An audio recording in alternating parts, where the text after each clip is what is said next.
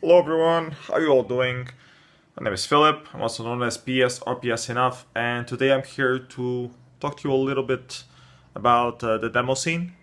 I have this tier on my Patreon called Pick a Topic, Any Topic, and the owner of that tier, and that can only be one person a month, picks the topic that I should make a video about. So the topic for the month of June is technology in 4 kilobyte intros still important, or should everyone just use crinkler, Clang, or shader minifiers, and that's good enough? And the follow-up question is, should people vote more on technology than design in 4 kilobyte intros in the demo scene? So very specific topic. If you don't know what the demo scene is, this is going to be a bit far-fetched for you, but check out the links on the description below explaining what the demo scene is. So this goes back to the technology versus design argument, and I did a video about that before, where there's this current on the demo scene where people focus more on the technology behind the productions, and they value that more.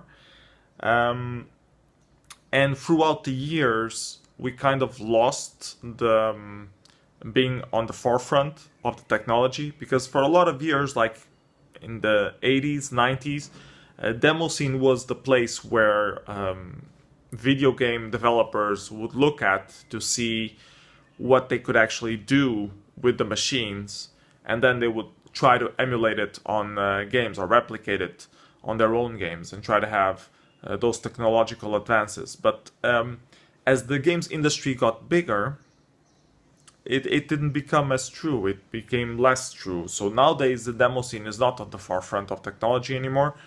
We still inspire a lot of game development. You can always see on IGMC and stuff like that.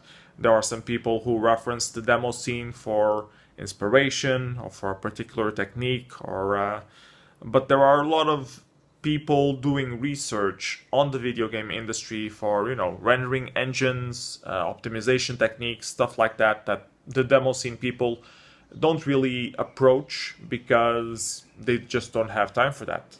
On AAA games, there are like large companies devoted to doing engines and stuff like that, preparing stuff for the artists to do things with. And on the demo scene, it's usually 2-3 people. So you don't really have that time to do deep research. That being said, we do have this particular niche of development where we do stuff in limited size. So I'm talking about the 4 kilobyte category in particular. There are other famous categories of size restrictions in the demo scene. We have very tiny intros, 128 bytes, 256 bytes, 512 bytes. Then they have the 1 kilobyte category, that's also very popular. The 4 kilobyte category, which is the one we are trying to focus on this video, or that I'm trying to focus on this video and failing miserably so far. We have the 8 kilobyte category as well, that is growing a bit bigger in adoption. Then we have the 20 kilobyte, not so famous, 32 kilobyte, also not so famous, 40 kilobyte was very famous on the Amiga, but it's not really used that much. Then we have the 64 kilobyte, and 64 kilobyte was used a lot as well. Nowadays is not as famous as it used to be, like 10 years ago maybe, but people still do 64 kilobyte stuff. And the point that I was trying to make was that for each of these categories, we developed this specific tool chain or set of tools to help us focus on that. There are a lot of demo making tools made specifically for 64 kilobytes, like intro engines made specifically for that. For 4Ks, you don't usually go that well because you don't have size to do an engine for it. But you do have a few tools that you always use. Mostly the soft synths, we already mentioned before in a few videos. We have Clang, we have Oidos. You can use all those kinds of synths. That helps you with the music. And there are some groups that also put the music in the shader, so they can gain a few more bytes that way. And then you always have to use crinkler to compact stuff more. If you don't use crinkler, you're getting outranked by your competition, because the competition is going to use crinkler, and that's going to give them a few extra bytes. So you have to use crinkler.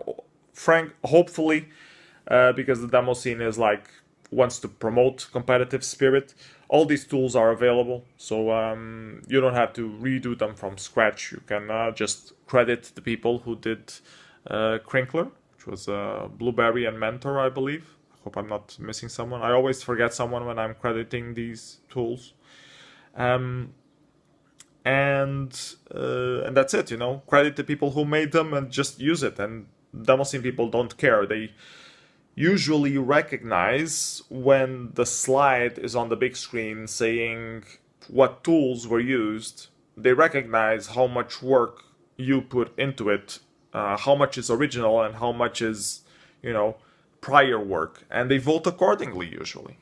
And you know, that can be a bit how do I say, not fair for people who developed those tools originally. Like if Blueberry and Mentor do a new intro and do a new 4K intro, and they just say they use crinkler, of course the people who recognize that they were the original creators of crinkler will, you know, give them extra kudos for that. But if there is another 4K intro and the 4K intro looks better visually and in terms of audio, will you give extra points to Blueberry and Mentor just because they made crinkler and they're using their own tool, or will you just evaluate the rest? This is a very important question. I think voting on demo parties has always been very subjective. There's also always a lot of friendship votes and name voting, as we call it. You vote for the people you know, or you give that bias. Even if you're trying to be unbiased, you usually end up knowing better the production that people close to you made, or you have some more emotional attachment to that, and invariably you will end up voting for them or giving them priority over people you don't know from anywhere. That's always been a thing on the demo scene. I've always been very critic of that we should only have like showcases of productions at demo parties, not actually voting. But a lot of demo sceners also like the competitive aspect of the demo scene and of the demo parties themselves. Like, they make a production because they want to win the demo compo, and they want to battle against other people and not just, you know, show that I made this and you made that and now let's all go home. They want to actually win the thing. It's a part of the thing that drives them to keep investing the hours in making the best intro possible and polish it like hell. It's not just for the creation of the thing itself, it's also to participate on this event and try to win it. I'm a competitive person. I'm more of a competitive nature. I have more of a competitive nature when it comes to video games, not so much as demo scene. I don't want to get more into it because it would be a very long video and might be topic for another video itself. So let's get back on topic. So is technology should technology be more valued in terms of voting in the demo scene? I think if you're doing groundbreaking work, you should definitely get more points. It's sometimes hard to realize when you're watching something that it's groundbreaking unless you really know the techniques being used.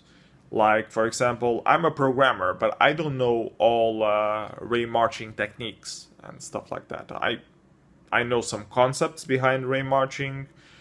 I did a few very basic attempts. I know there are different techniques for getting the stuff, getting normals, reducing the noise, optimizing things. I know there are a few techniques for that, but if I see a new intro, I usually don't recognize the difference of techniques that are being used. So, for example, I have been told that Fizzer has been doing a lot of groundbreaking techniques in Raymarch rendering, and like that every entry that he does, he explores a different rendering, and he's been getting some good results. But I usually just evaluate his intros by how they look and how they sound and how cohesive they are. I don't really take into account those techniques.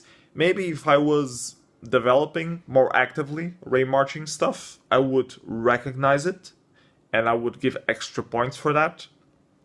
But the point that I'm trying to make across is that you have all sorts of knowledgeable people in the demo scene voting at the demo party, and some people might know some little aspects of code, some might know a lot, and some might know nothing about it as well. They might be just, 3D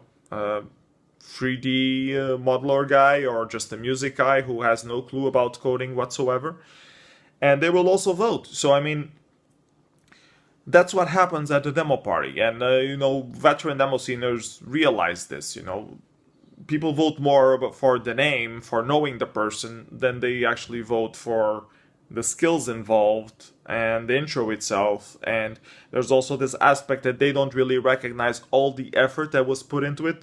They just want to, the work should speak to you, and you shouldn't be knowledgeable of all the work. So when you're doing a release, you should keep in mind that it should be, if you want to win a compo, that you should try to make it as accessible to everyone on every level as possible, not going over technical. You can go technical if you want, and then you have two ways to deal with it. Either you explicitly explain that this is impossible to do and I'm doing it, which is also a very known trait of the demo scene. We used to do that a lot, especially in the 80s. Like, you would explain all the limitations, and then you would show how the effect you did would completely break those limitations. And this would give out another point which only some people would understand if it's really bullshit or if it's really true.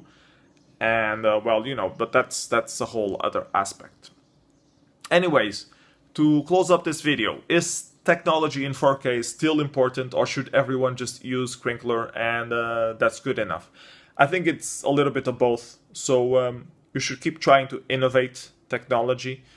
If you find a nice trick, you should go for it and exploit it. But at the same time, all these tools that have been developed so far, and they are openly available, allow you, a new person, getting into the demo scene, wanting to do 4Ks, to still do something cool without having to reinvent the wheel. And that is like, there's this whole part of time that you would have wasted trying to catch up with the rest of the guys that is given to you for free. And you should use that, because that's the point of the demo scene. We don't want to wait 5 years for someone to catch up with us. We want someone to be on the cutting edge already, so that the next compo will be like mind-blowing for everyone. That's one of the most important aspects of the demo scene that I've seen. People like sharing their ideas. They like to do like one production where they exploit it for themselves, and then they like to give out the trick. So if anyone has any better idea of what they can do with that trick, they should go for it, and at the next party they show you what you can really do with that trick and with that tool and with that thing. So yeah, technology is still very important in the 4K, especially in 4K, because you have to optimize so much, but you should just do whatever you want, and you should vote for what you feel gives you the most important reaction. For me, it's like, it needs to give me an emotional reaction. That's what I look for when I'm watching a new intro. I'm looking for technology as well, but mostly I want things to be cohesive, I want the direction to be on point, and I want to be emotionally challenged. Like, I want something to affect me that makes me stare in awe or trying to understand what's happening. But tastes are different from people to people, so what moves me might not move the other person. Some people just like, funny things or reference to other things. Anyways, we will go back to this topic and what makes a winning demo and a winning entry on the another video later on. So yeah, hope this video was useful for you guys. That was my take on is technology in 4K still important, or should everyone just use crinkler, four-clank, shader, minifier, and should people vote more on technology than design on 4Ks? So I hope this video was useful for you guys. See you next video, everyone. Bye bye, everyone. Take care.